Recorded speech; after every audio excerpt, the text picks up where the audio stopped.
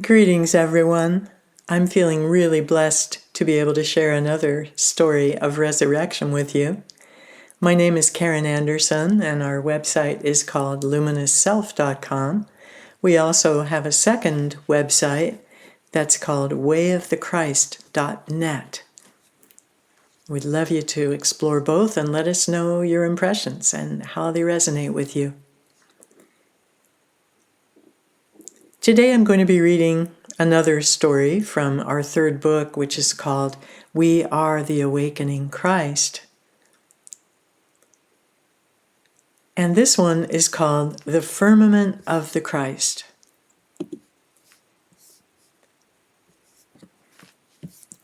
Gazing out the sliding doors of the condo to the flatirons in the distance, I felt a deep underlying happiness to be back in Boulder, Colorado, a place I have always loved.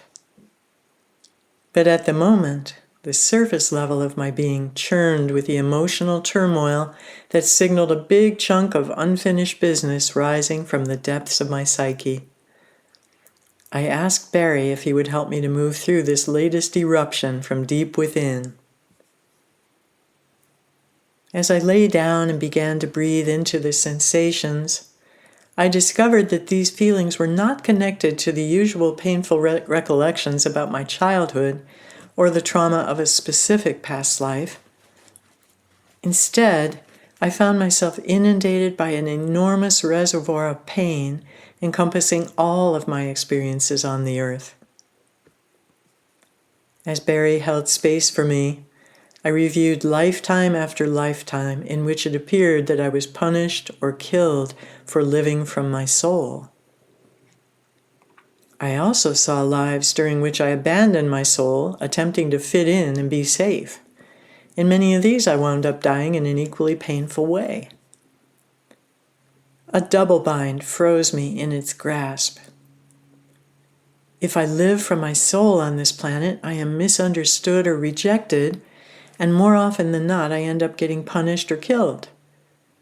But if I try to be normal and fit in, I'm oblivious to the soul's guidance and also end up in situations that result in damage or death to the body. It certainly looked as though, no matter what I chose, I inevitably met with mistreatment, injury, or untimely death here on earth. The deepest hopelessness filled me as I considered this dilemma. It appeared that I was damned if I did live from my soul and damned if I didn't. Where could I go with that? A familiar refrain came to mind. What's the use? It seemed that no matter what I chose, the results would be negative. I'm a failure, I thought, stuck on the horns of this dilemma. I will meet with failure no matter which way I go. There's no way I can bring forth what I've come to this planet to contribute. I was sinking fast, overwhelmed by the intensity of the thoughts and feelings. The family pattern of suicide saturated my mind like a seductively soothing tranquilizer, luring me toward what seemed to be a natural, inevitable choice in light of the apparently unavoidable pain and suffering of being in a human body. Barry quietly listened to the litany of hopelessness. Then he reminded me that I could bring all of it into the heart-soul center and ask for the truth about it. Difficult as it was to stay connected with the tiny thread of consciousness, I breathed through more feelings and brought the entire conglomeration into the soul space. Immediately I saw that I wasn't the body self. The death of the body had no real impact on who I really was. As an eternal soul, I remained unblemished by even the most horrible bodily death. Whether my passing seemed to result from living from my soul or from living in fear and hiding my inner light, every experience ultimately brought me into greater wholeness, wisdom, and peace. Yet I still felt burdened by the thoughts, feelings, and family patterns, and I felt hopeless about ever being able to go beyond it all. The pattern seemed so deep and so ancient. Barry suggested that it was futile to believe I could deal with it all by myself. That in itself might be contributing to my sense of overwhelm. Instead, he said, I could simply give the entire matter over to the soul, oversoul, and I am presence or source. That sounded a lot more hopeful than trying to find my way through it all on my own. With great desire and intensity, I declared, I open to myself, to the highest energies I am capable of accessing, and asked that the burden of this patterning that had led to so much suffering be lifted from me forever. Every iota of my being was aligned with this request, all the way up and all the way down. Had there ever been anything I had wanted more?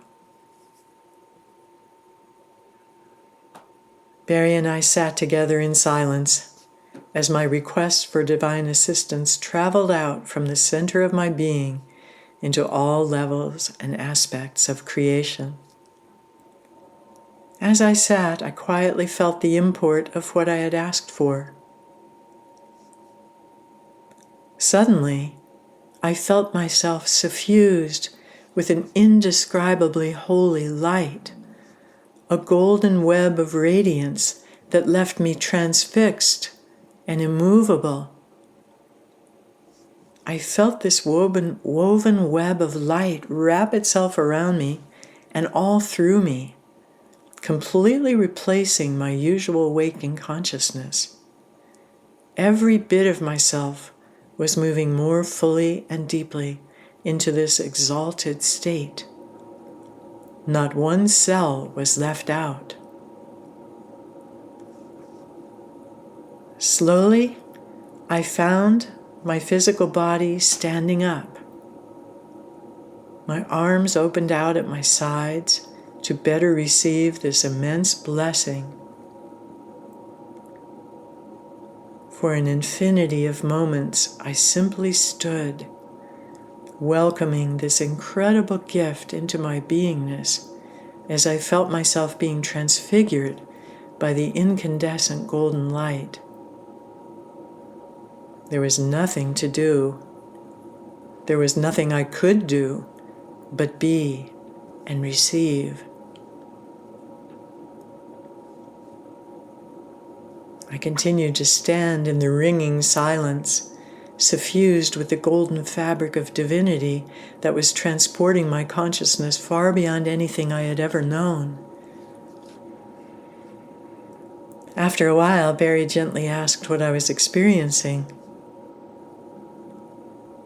The words that eventually spoke themselves were, the firmament of the Christ. It's a fabric of golden iridescent light. It's very alive. A woven web of light, fluid, ever flowing.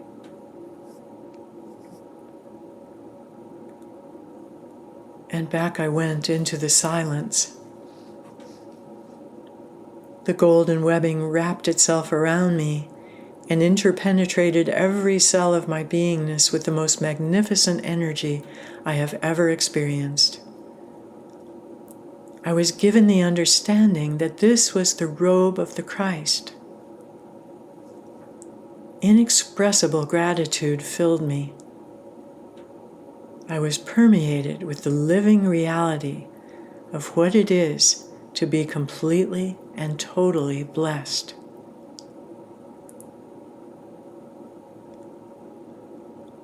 From the far vaster vantage point of the level of presence from which the robe emanated, I went on to speak the words that best approximated the intelligence pouring into and through me. As I was shown the limitations that had curtailed not only the journey of my own soul, but that of so many others, lifetime after lifetime, these words came forth.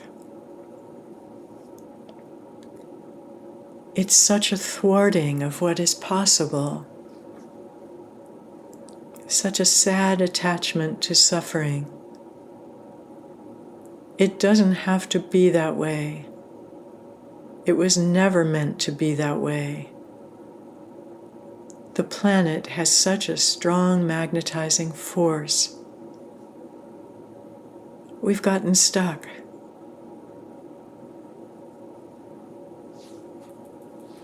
I was shown an image of humanity as so many young ferns, crouched over and curled up, shrinking in on themselves, pulling away from the light. I saw that all we have to do is unfurl ourselves and lift our heads up and out of the magnetic entrainment of the earth. In my own body, I then felt the densification of consciousness that results from the hunching over, the gravitational pull of the entrancement with the matter realms. I felt the weighted down hopelessness of all who have been entrapped by attachment to the material world. The antidote stood clearly revealed: to lift our heads up into the realms of clarity and light. It was that simple.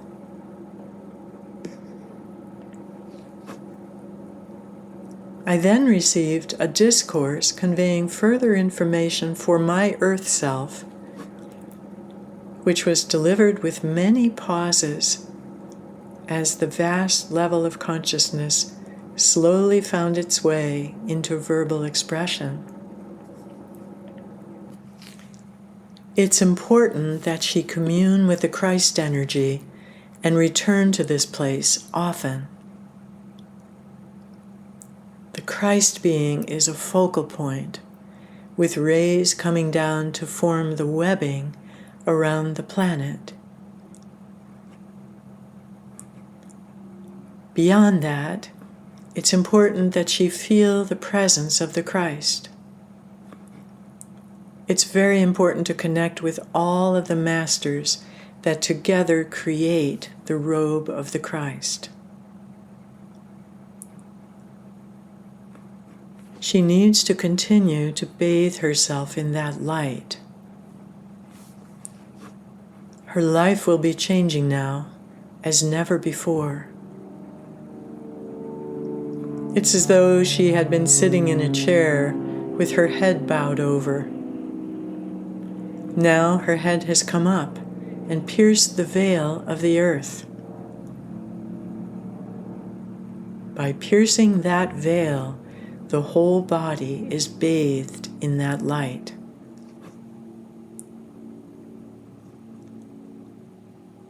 She may need reminders of what was experienced here. Her small self may doubt it. A Course in Miracles is the earth document she knows of that is closest to the energy of this firmament.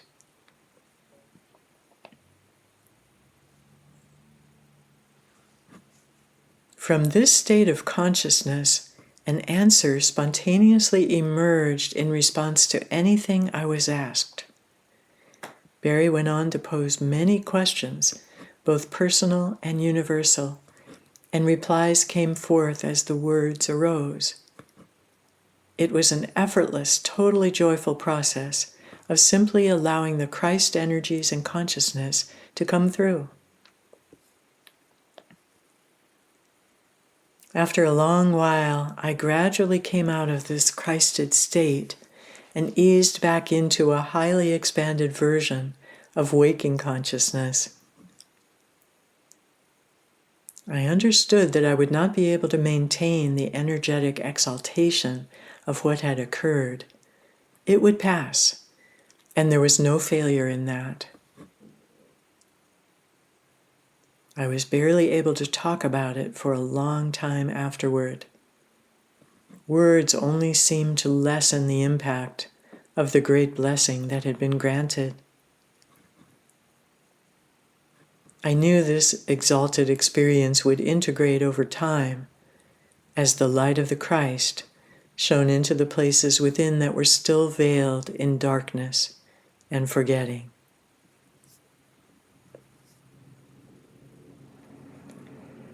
Receiving the robe of the Christ unmistakably demonstrated that the brightest light can emerge out of the greatest darkness, and the deepest suffering can give way to the most exquisite blessings. After many months of facing the overwhelming karmic patterns that had colored my entire time on earth, came this day of diving to the very bottom. The hopelessness that whether I lived my truth or not, I would end up wounded, mistreated, and eventually, inexorably, and often painfully, dead. Out of that pit of existential despair arose the greatest blessing imaginable, being showered with the light that is capable of transmuting and transfiguring everything without exception. This experience confirmed what countless sessions had demonstrated. At the very core of our biggest challenges lies the doorway to greater freedom. This doesn't guarantee that the road through it all will be smooth and unobstructed. But if we can face the scariest monsters of the psyche and remember that they are only relatively real and that we are surrounded by divine help, we can traverse even the most daunting landscape.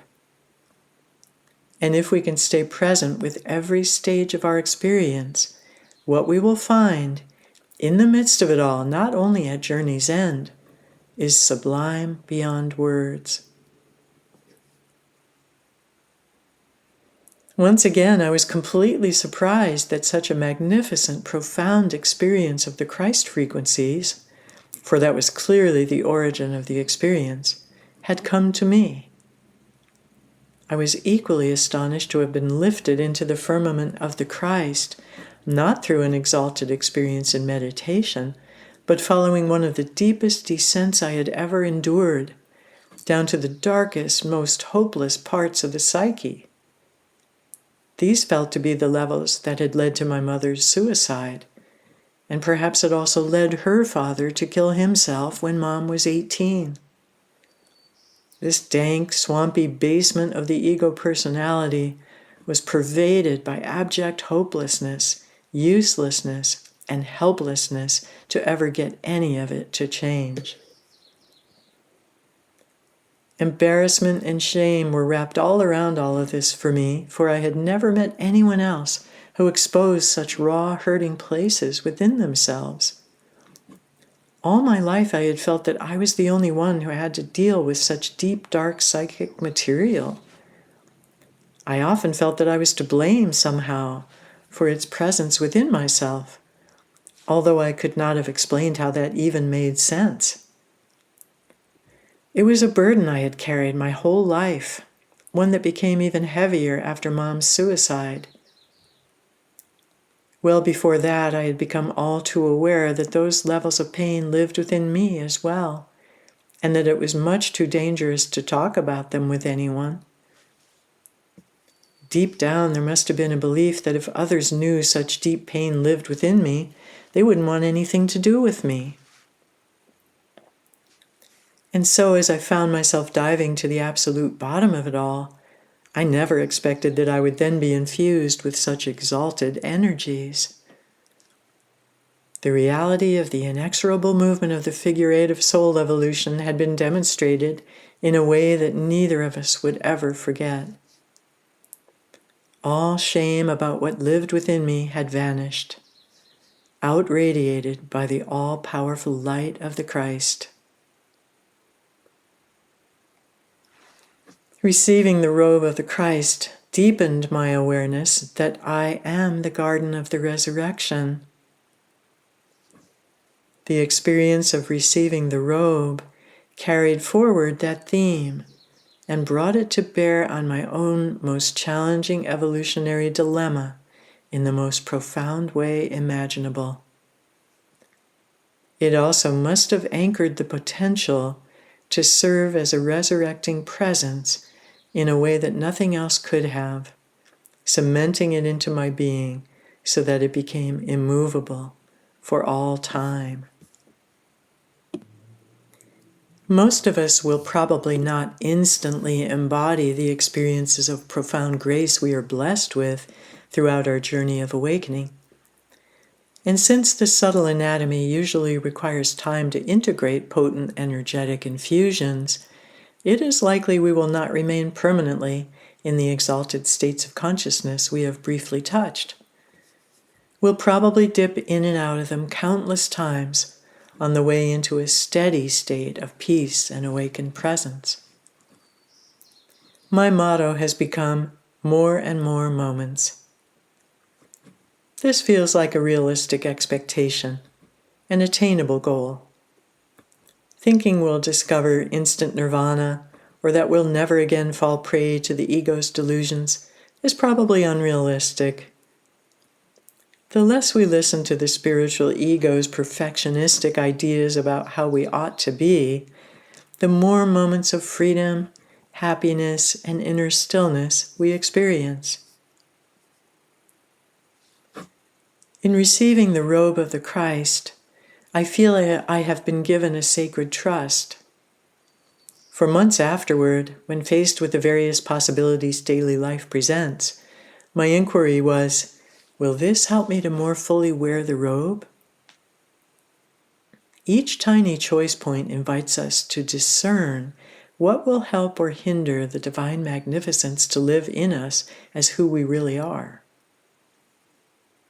Every aspect of how we choose to spend our lives, what we eat and drink, the people with whom we surround ourselves, the places we frequent, has a direct effect on our vibrational level. When we receive a tremendous spiritual blessing like the ones described here, it can be of utmost help to revisit the levels of consciousness from which such blessing grace emanates. In meditation, we can ask to be transported back into the higher dimensional domain within which our exalted experience originated. We can also invite the higher presences involved to guide us as we integrate all that has occurred during our pivotal openings in consciousness. They are only too happy to help us discern what will be of help and what will prove a distraction or a detriment as we embody the gifts of grace with which we have been blessed. Most importantly, we can invite our higher self, which exists in a constant state of clarity and freedom, to pour its light, love, and power down into us daily. The more consistently we ask for this, the more potent the infusions become. As the embodied soul absorbs ever more of its larger beingness, its still small voice guides us through life with increasing ease and grace. When we follow the soul's internal guidance system and act accordingly, the results inevitably reveal themselves to be in alignment with the true self. When we have tasted our magnificence through an exalted experience, we feel an echo of that exaltation when we proceed through life guided by the soul. The level of synchronicity that unfolds in our outer experience mirrors our inner alignment. Conversely, when we go against our inner core, when we live in ways that do not celebrate our divine dignity, a sick feeling inside or inharmony in our outer world tells us we're off course. Learning to let the soul guide us through life results in ever more ease and grace as our outer world rearranges to match our internal frequencies. Thanks so much for listening to this experience. I've really enjoyed sharing it with you, and I hope it resonated the place in you that is your divine core. I encourage you to live from that space, that ultimate sacred space within you, as you go about your day and live your life. Love and blessings to you. Namaste.